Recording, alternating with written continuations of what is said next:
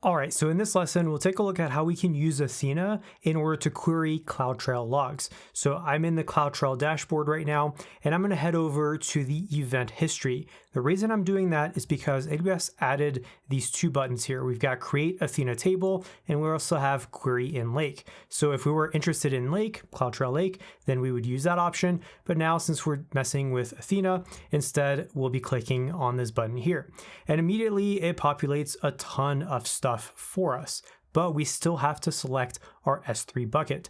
Now you can see we've got multiple S3 buckets, at least in this account. We have our organizational trail that we created at the beginning of this course, and that's going to be our centralized trail where everything is feeding into that. And then we have another S3 bucket that I was probably using for some other lab or other course or something like that. So I'm not going to worry about that one. I'm going to click on the org-wide trail. And the moment that I do that, you noticed that the table query was modified. So this is the actual SQL query that's going to be used by Athena behind the scenes in order to create an external table. So if we deconstruct this a little bit more, I don't want to spend too much time on it because it goes a little bit too far into the weeds for this exam. But essentially what we have is we're pulling a lot of the event fields straight from CloudTrail, and it's going to use that within the table itself. And we'll see this in action as we run some queries against Athena, but I just wanted to mention that. So if we scroll down a little bit more, you can see all sorts of things, the event source, event name, region, and all that good stuff. We've also got some behind the scenes information at the very bottom here as well. They add a comment, they add a row format, and you can see that behind the scenes, this is using some Apache stuff. We have stuff like EMR, we have Hadoop being used for the output format, right? It's just a lot of information that's not necessarily relevant for the exam, but I'm just pointing it out so that we're not just glossing over it. And then we've got that location that's going to be the location that we selected when we made our bucket location selection, And then we'll just go and we'll click on create table. It'll take a second, and then we can click on the hyperlink right here, and it will take us straight to the Athena dashboard. And then we've got information at the very top. So we'll come back to what we see on this dashboard, because first, when you first use Athena, when you're first setting it up with a table, before you can run your very first query, you have to set up a query result location within Amazon S3. So Athena can pull information from S3 buckets, but it also needs to store query results within an S3 bucket. That's primarily what it's using for all of its data. So we'll click on edit settings.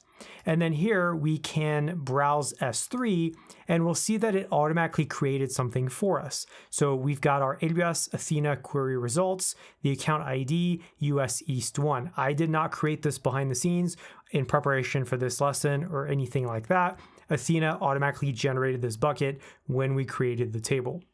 So we will choose that and then click on choose.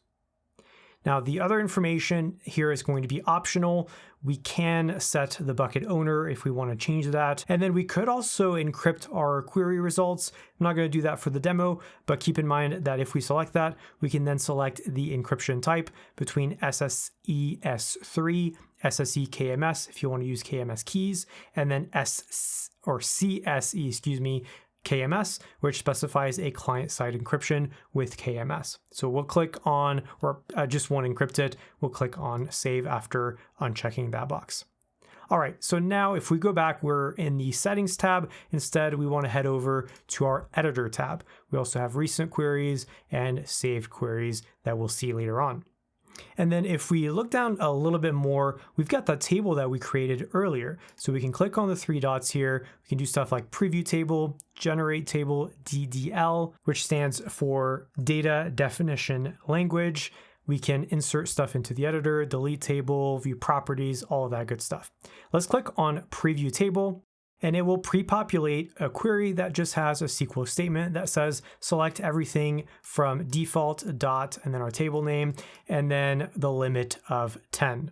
So it grabbed the table name from here, added it in here, and added a limit of 10. Now you'll notice that I am getting an access denied. The reason I'm getting access denied is because right now I'm in my security tooling account and I'm trying to access the S3 bucket in our log archive account.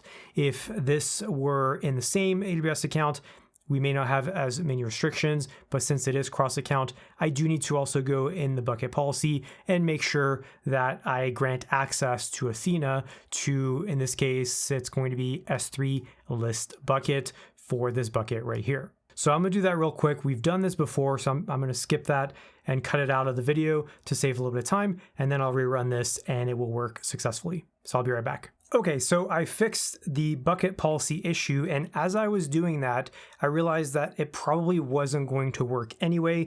And the reason is because since we're doing multi-account setup here, and I want to be able to query across all of that data in our centralized storage, when we look at the S3 bucket here that I was modifying, we've got the following path. So we have our org cyberdemo CloudTrail logs, then we have /AWS logs / our org ID, and then all of the accounts. And so when it originally set it up, that wasn't going to be the case. It was only looking at a single account. So instead, I made a modification to my table. So in query number 1 here, I altered my table, and then I set the location to that path that I just mentioned right here. So that fixed that problem. I ran that query, and then I came back to query number 2. I reran this, and within about 16 seconds, we got our 10 results.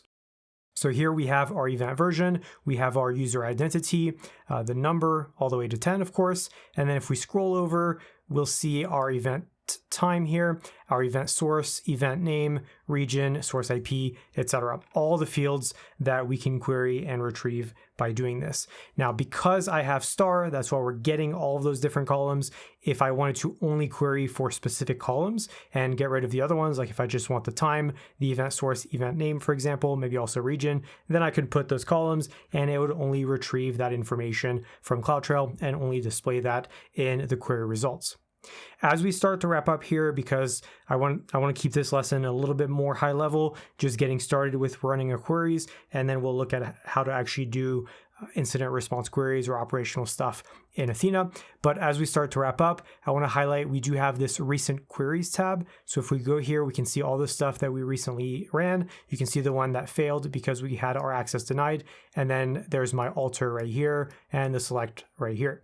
If we go to saved queries, we can also save some of these. So if we know we're going to rerun them over and over again, we can have that added in here. And then of course, we already saw our settings tab. So that's the gist of what I wanted to cover in this lesson here. But otherwise, that's it. We're now ready to move on to the next lesson, and I will see you in that one.